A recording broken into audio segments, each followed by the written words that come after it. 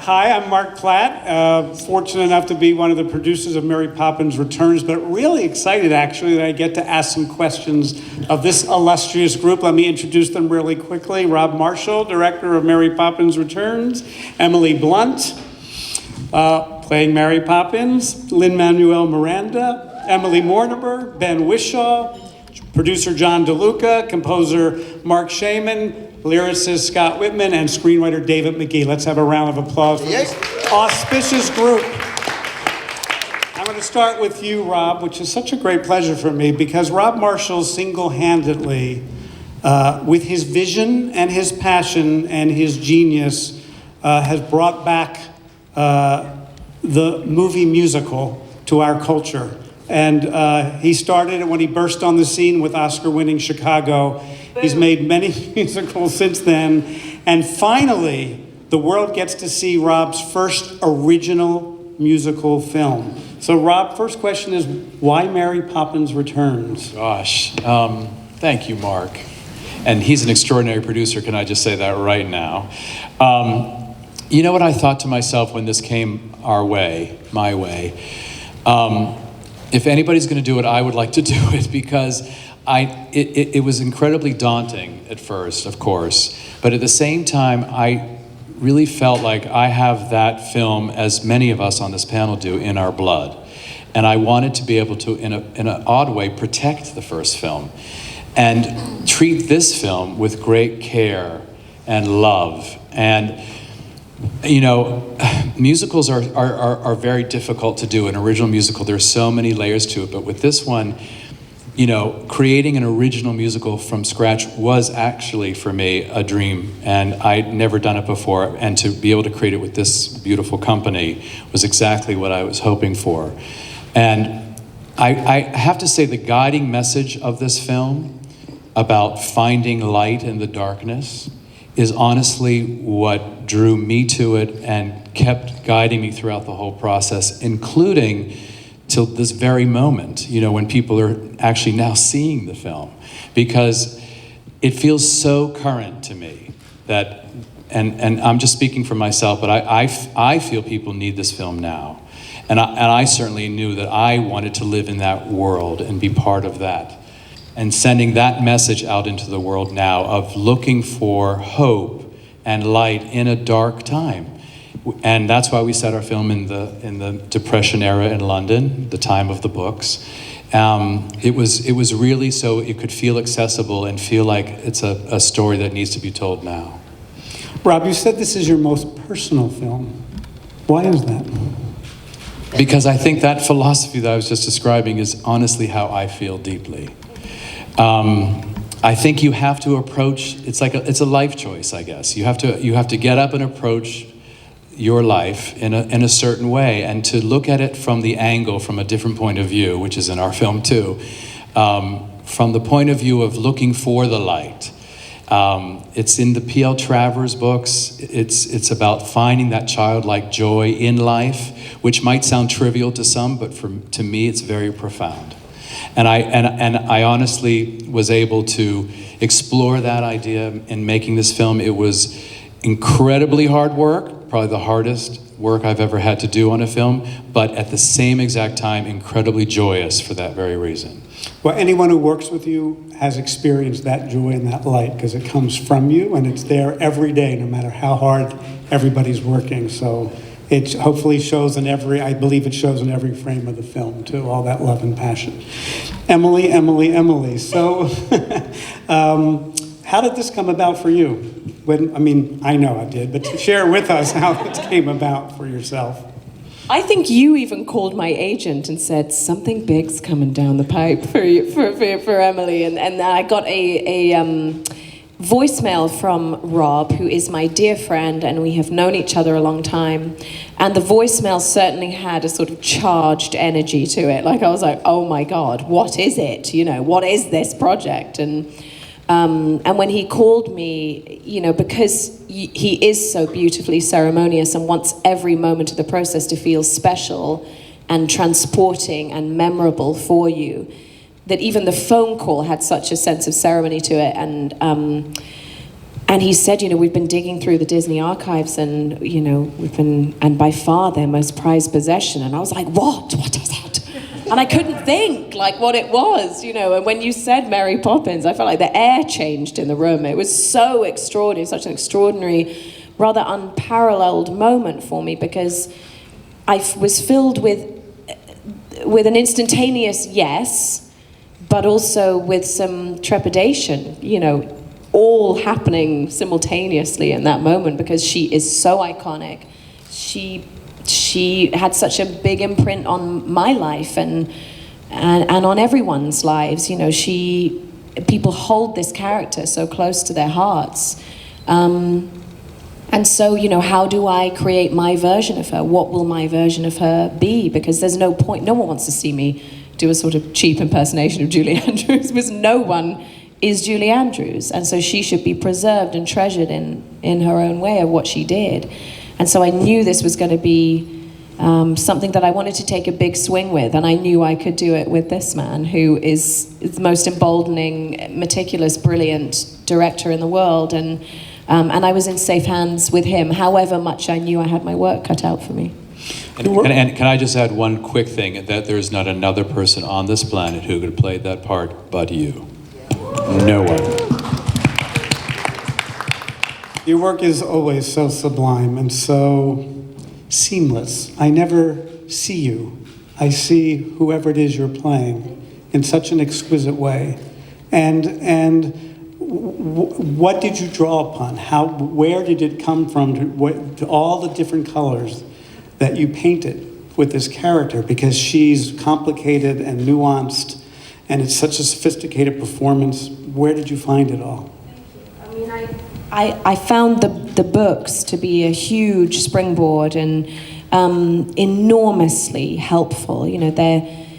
She leapt off the page at me, just in how complicated she is, how unknowable she is in this wonderful way. That duality of the character, that she is stern and she is incredibly rude, and vain, but funny, and yet there is this humanity, and she has to herself have such a childlike wonder in her in order to want to infuse these children's lives with it, and there must under there be a generosity of spirit to want to fix and heal in the way that she does, so I think for me, and certainly for Rob, when we talked about it in the year and a half we spent before we even started rehearsing, we would talk about her so much, and we both wanted to find those layers and those moments of humanity, and also the fact that she's probably a bit of an adrenaline junkie. She loves these adventures. It's like her outlet, So just finding those moments, so she's not just one thing, because she is so enigmatic, and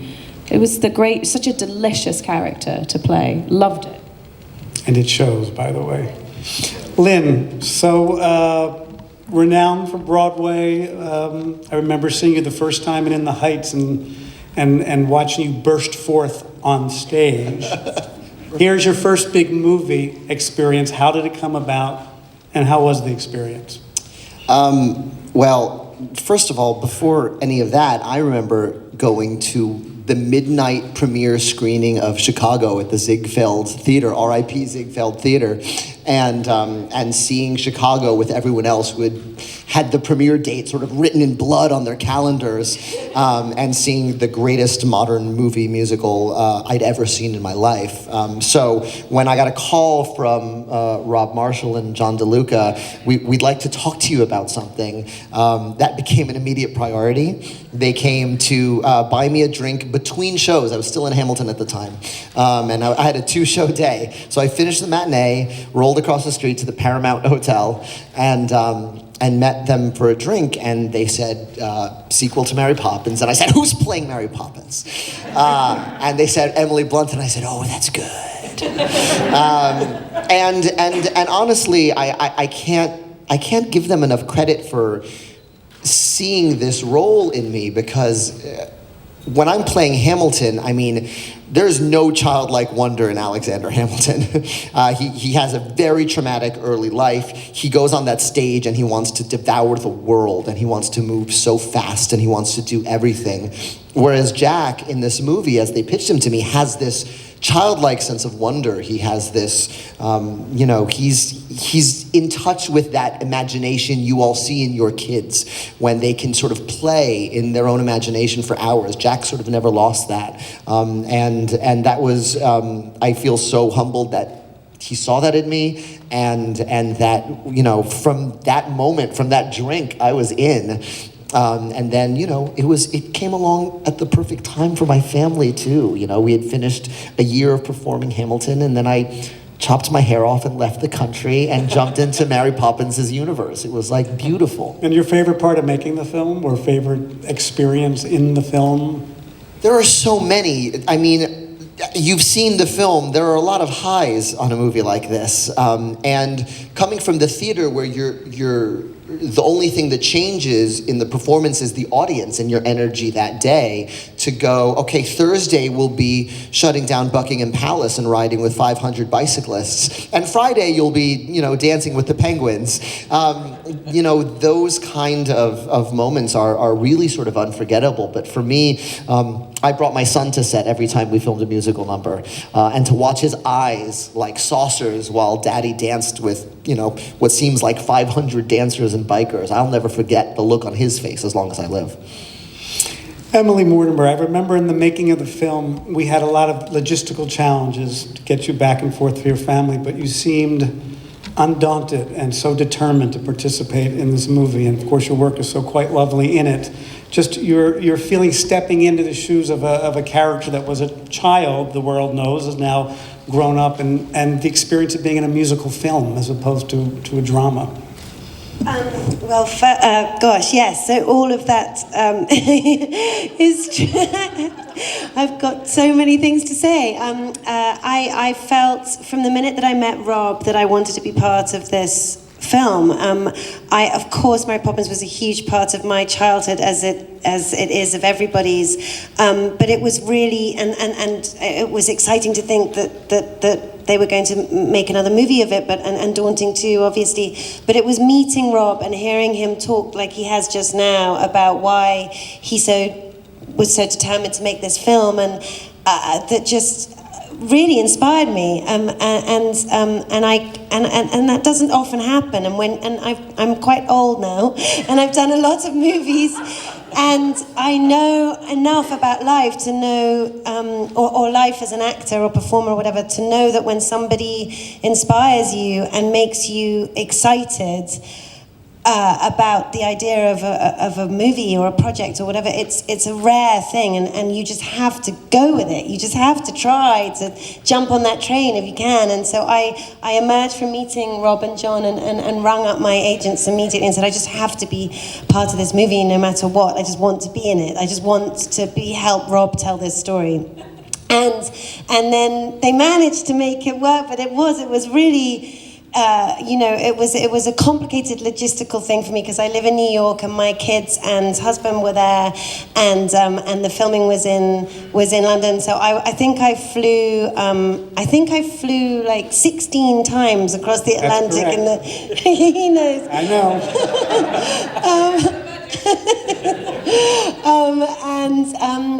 I've got a lot of air miles, which I feel like I should give you. But it was and there was a lot going on in my life at the time. My father-in-law wasn't well, and there was all sorts of things happening.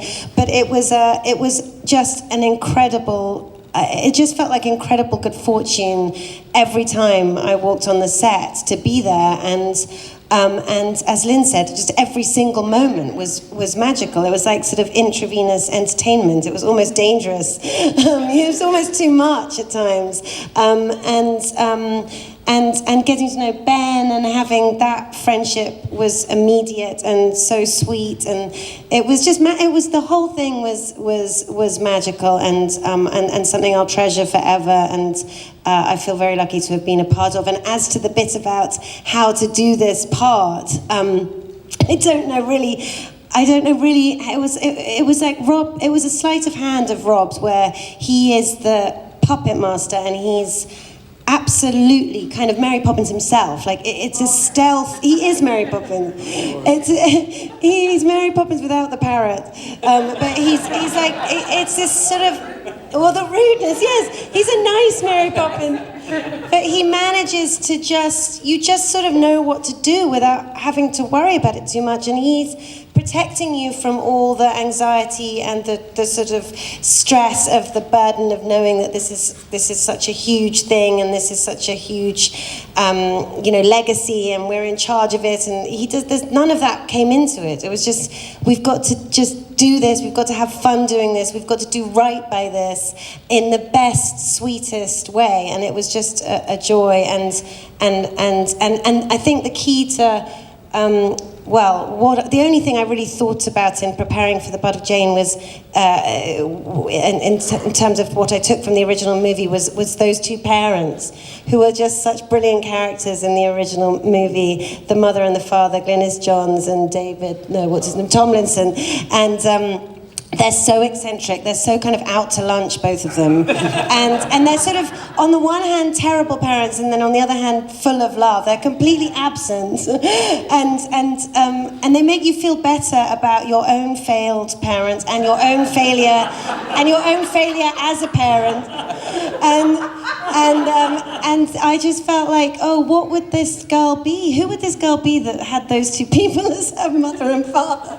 And that was how I approached it. You know, there's a lovely Easter egg in the film. There are many Easter eggs in the film, and one of them, of course, is a cameo by Karen Dotrice, who played the original Jane. What was that like, meeting her and in that moment? It was extraordinary. She's such a great, cool lady, so funny, wicked sense of humor, really down to earth and ballsy. And she came to do the cameo. There's a little moment where Ben's emerging from the house with his briefcase late, and he bumps into her, and we're there together. But she was, and Rob. We did it so that we all walked onto the set for the first time with her, and she walked onto Cherry Tree Lane for the first time in 54 years, or however long it is since the first movie was made, and she just melted. I mean, she just sort of crumbled, and it was so moving being there with her while that happened and seeing that. We were fortunate to have a number of those kind of experiences. Just really quickly, maybe just real quick about what it was like having Dick Van Dyke and what he said and how he came onto the set. I mean, every one of us was there, and it was beyond. I don't think any of us could even breathe that day because we couldn't believe that we were touching that. And he was basically playing the same old banker that he played. He grabbed my hand as we walked onto the set, and he turned to me and he said something I will never forget. He said, "I feel the same spirit here on this set that I did in the first film." And that was, that was the dream come true right there. I was so moved when my favorite moment on the set of the whole filming was when after Dick did his monologue to the kids in the bank, we're all waiting for Rob to call cut, and because he was waiting quite a long time, and then he couldn't because of all the emotion. He was crying, and he couldn't literally say the word, and just realizing that was so touching. I think Emily called cut because or said it's bossy, yeah. Dear Ben Whishaw, so Ben, similarly, you had you're playing a character now grown up, but sort of so iconic as a little boy with those big eyes and had such an impact on so many. Did the original film have an impact on you? And then how did you go about creating such a honest, indelible, moving portrayal of this man, single man trying to hold on to his family and his home and ultimately his childhood? Well, I was obsessed with the film when I was a child. It was the first film I ever saw, and my dad taped it off the telly on a VHS tape, and I watched it obsessively for my whole childhood, and I used to dress up as Mary Poppins and parade up and down the street in our village. And so it has a huge, mythical It's a mythic part of my childhood. So I was, I was so sort of moved every day because, of course, it's moving to, and you don't expect as an adult to sort of be revisiting something that's such a part of your childhood. I was so moved every day to be involved in that world again, you know, that I still recall so well. And I mean, I can't watch the first film without crying. And it's just a very tender kind of place in myself. And how did I play the character? I mean, it was brilliantly written. That was the thing. I mean, it was all there, and that's what I think people never say. It's like, you just have to do it. David wrote this beautiful role, so delicate and so perceptive, and so clever to get that in there, whilst also making it the whole thing fantastical and magical and thrilling. Then you have a great song or two. That helps. I don't know. You just kind of. It was very instinctive. I don't know. I didn't have to think too much about it. Well, it is so honest and true. And just indulge me 1 second. We've only been screening the film for about 4 weeks, but I have gotten so many unsolicited emails and phone calls from fathers and grandfathers who are so moved at the portrayal of that character, of how that character is written and how you've directed it, and his ability to be honest with his children about what he can and can't do, his emotional reality in front of his children. And it has spoken to dads in a way that I never saw it coming. And I've sort of wanted to point that out and share that with you because it's having such a it speaks so much to today, to what dads try and hopefully hold on to for their families. Well, as you say that, I was thinking about my brother, I remember, because my brother has 2 kids, and he's a very anxious man, my brother. And very, you know, it's hard to be I did think about him, and I did think about, because I'm not a father, I don't know what it's like, but I thought about my brother and about how difficult it is for him to have those 2 little ones, and the anxiety and the stress and the money and jobs and everything and food and I thought about that. It's not even being a father that's a huge part of it, but it's also just Michael's dilemma. Because I've had many people come up to me as well, Mark, and they've said to me, I am Michael. You don't realize. And I'm like, okay, I get it. You know, it hits the core of a lot of people. Well, let me so ask you true. a question, John DeLuca, let me ask you a question, because you do so much in so many ways, and from choreography to producing to really in an unspoken way, the yin and the yang to Rob, since you've been partners for so long. And so just because I can ask the question, what any observation, because the film is so much of your contribution and so much obviously Rob in the center, and just any observations or thoughts on that experience in this particular film, knowing it's his most personal film. Well, yeah, I mean, I think people have touched upon it. It really is. He does have this. He's the greatest parent I've ever seen.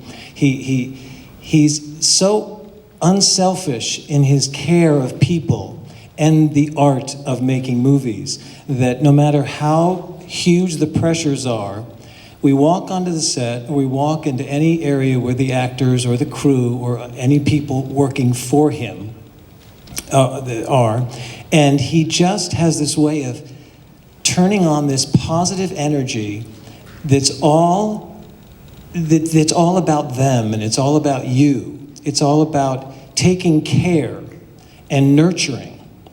And so Mary Poppins, I feel that this was not only the right time, but it's the right time because the right man was here to share his vision with the world. I think it's the perfect time because Rob was here to make it.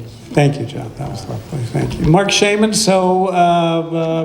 composer extraordinaire, and some shoes to fill. Just why this movie for you came, and how you accomplished it so beautifully. Like everyone else, it was an extremely large part of my childhood. I think it was my entire childhood was Mary Poppins. I really have no other memory of my childhood except listening to that record and reading the synopsis of the story and the fact that I would grow up and even as a child had the ability to write music and lyrics and was even fascinated by the orchestrations on it. When it starts with that F triad, which I learned later, and it's violins tremoloing, which I learned later, and then the English horn comes in on Feed the Birds, and I didn't know what those instruments were. I was 4. And I didn't know what those words were. A man has dreams of walking with giants to carve his niche in the edifice of time. Before the mortar of his zeal has a chance to congeal. I mean, I was 4 years old. What the fuck are they talking about? But I knew I wanted to know. I mean, and in that reprise, the lyrics of the chords. Why are those chords making me feel something so deeply? And is it not just the chords, but it's the strings and the way that they're playing those chords. And so all these things were just flowing into my brain and my ears and my heart. And I learned everything I could from that album. So then I grew up and this dream came true where I got to incorporate every single thing that I ever learned from that album into real life. And got to write songs with Scott, and then got to score the movie, which is a whole other thing outside of songwriting. And it's so nice to see everyone, because it's an odd thing about scoring a movie, and I'm sure for the editor as well, and Lord knows Rob and John, but we live with your images, every frame of them. 30 frames a second. I know you also intimately. And you have to work in concert with you. And so I feel like I've sometimes gone up to stars of movies I've scored and they're like, get away from me, who are you? I'm like, but I know you so well, Jack Nicholson. But to get the chance to spend the months and the year of scoring this movie and getting to work with these people and these faces and these eyes and the body language, it was just a fantasy. Scott, you write the lyrics with Mark, and the range of the wordplay and the lyrics in this piece, from the witty, from the rap that you said in music hall, music for Lynn, to the profundity of nothing's gone forever, only out of place, is just such an extraordinary range. Just the challenge of accomplishing all that and how that comes, where that comes from. Well, thank you. How Mark learned the word niche and edifice. I hope today's kids will say, what's bathtub gin? As we haven't learned the lyrics. But yes, we went back to the books. But we had a lovely, I think my favorite part of the whole experience was the months that Rob, John, David, Mark, and I spent together in the books and carving out what the musical numbers were going to be. And I think that's probably one of the most creative times I've had in my very long time in show business. Fantastic. And lastly, but certainly with the highest regard, David, because your screenplay is first of all so technically proficient and so it complicated, but so simple in its complications, and if that makes sense.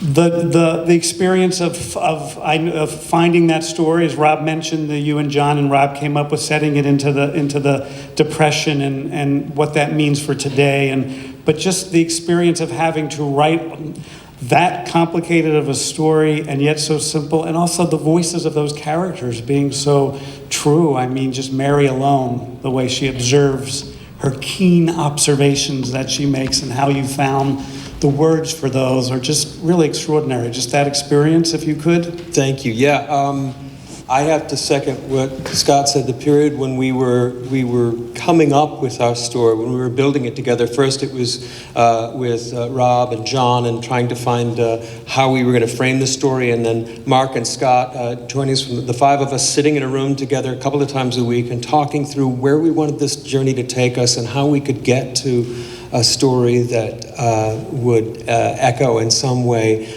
our feeling for that original film. That was the most magical kind of collaboration time I've ever had. You were walking on sacred ground, or you could fall at any moment. And the fact that Rob was doing it was the primary reason I was willing even to talk about doing it, because he's a master at musicals. And from the first day we started collaborating together, I felt like we all had each other's back, we all were protecting each other's work, and we were all telling the same story. So that's really where this all began for me. And just listening to everyone talk has been kind of moving for me, to hear the passion that everyone has for this project. I think that's what made this turn into the film that it was. I think we all understood what we wanted to create, and it's really magical to hear that passion in everyone down the line, because that's what I felt the whole time I was working on it. I really That's feel well said. I think all of us felt that in the whole journey. So thank you all. I'm going to turn it over to now some questions and do the best I can to see. And yes, please.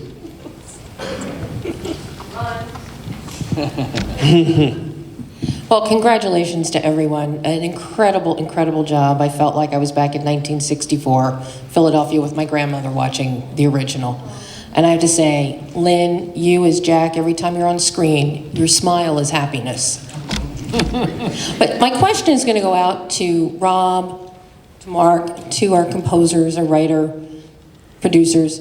I'm curious how you found the balance of touchstones to the original film. Because within here I see the chalk drawing in the third act that appears on the sidewalk. You look in the attic and there are little placements through production design of things that were in the original nursery. Then you have your musical, your instrumental passages within the score itself, so beautifully integrated with Let's Go Fly a Kite, even Step in Time. So I'm curious how you all determine the balance between the nods to the past while taking us forward into the future. It was the balancing act. Do you mind if I just jump in? It was the balancing act of the whole film and the creation of the film the entire time. That's what we were doing.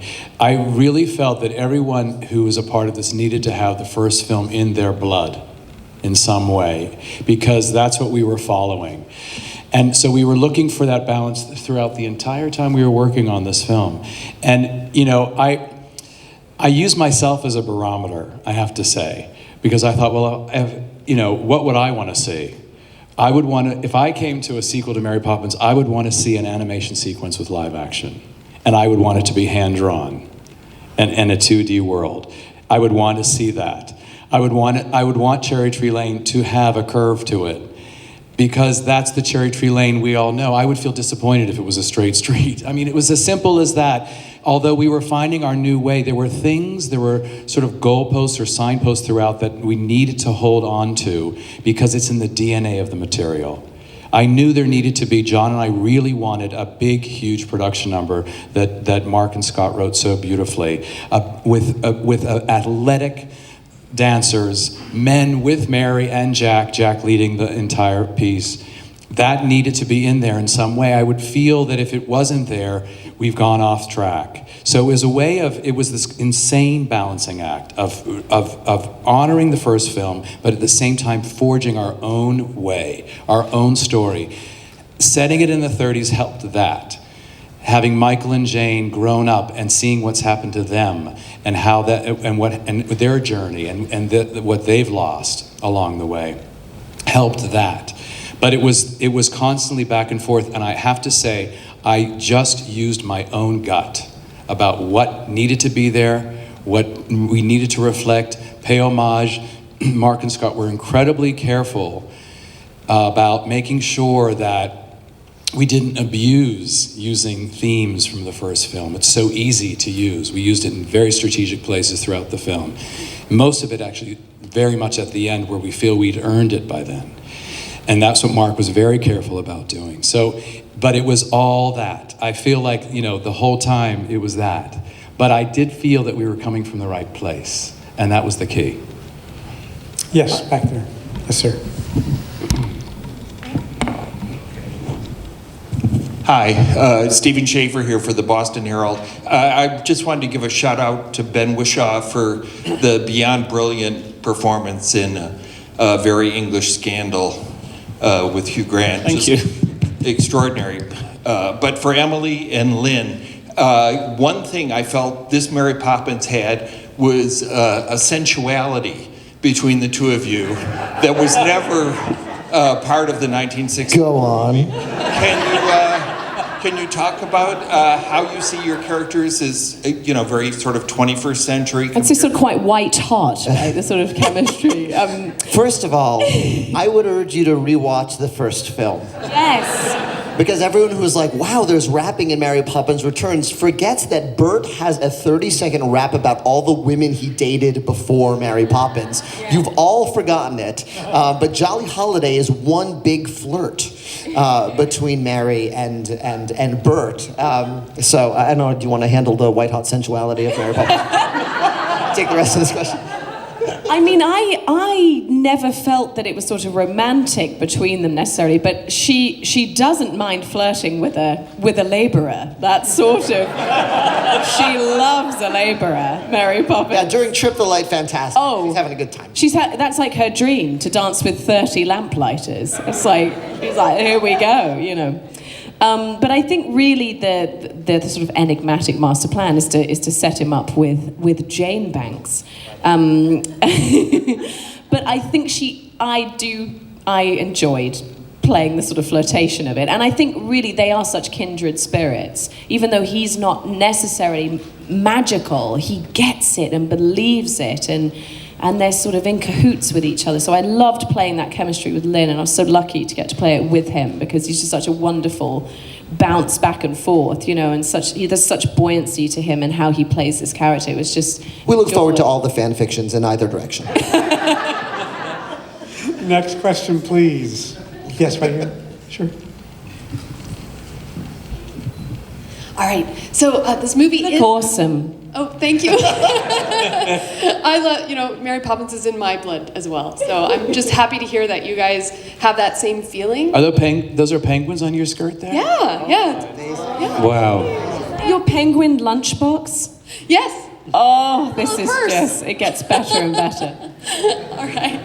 Well, I just wanted to ask, actually, I'm particularly love that this is a musical, and because it's a musical, I feel at the heart of the film is really where the lost things go, and I really would love to know where the inception and thought for that came from, and then also from Emily, how did it feel like singing that on set? Well, the song came from, in one of the books, Mary's uncle is the man in the moon.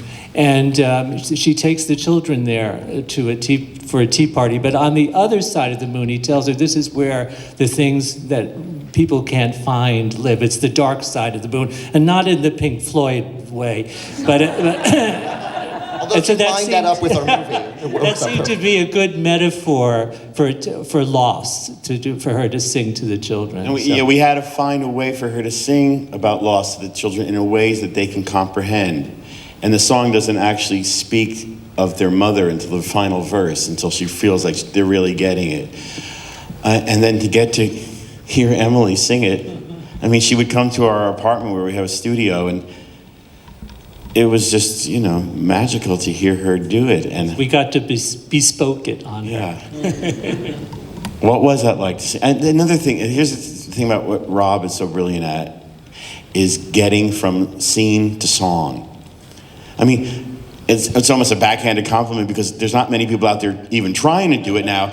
But with the small handful there are, no one does it like he does. And that song in particular, you're like, oh, she's singing a song. And all that on-set live singing, too, must have just been terrifying. And yet, with Emily Blunt, nothing ever seems terrifying. That's true. That's true. I mean, I remember those early days of coming to your apartment and singing that song, and I was so incredibly moved by it that I found it virtually impossible to get through it the first few times I sang it in your apartment. It was so emotional for me. Because I did think of my own children and these children in the film and their sense of loss, and that they're trying to hold their father together, and they've dealt with something so profound and so agonizing, you know, to lose a parent and to be so young and miss her so much. And oh my God, I like cry thinking about it.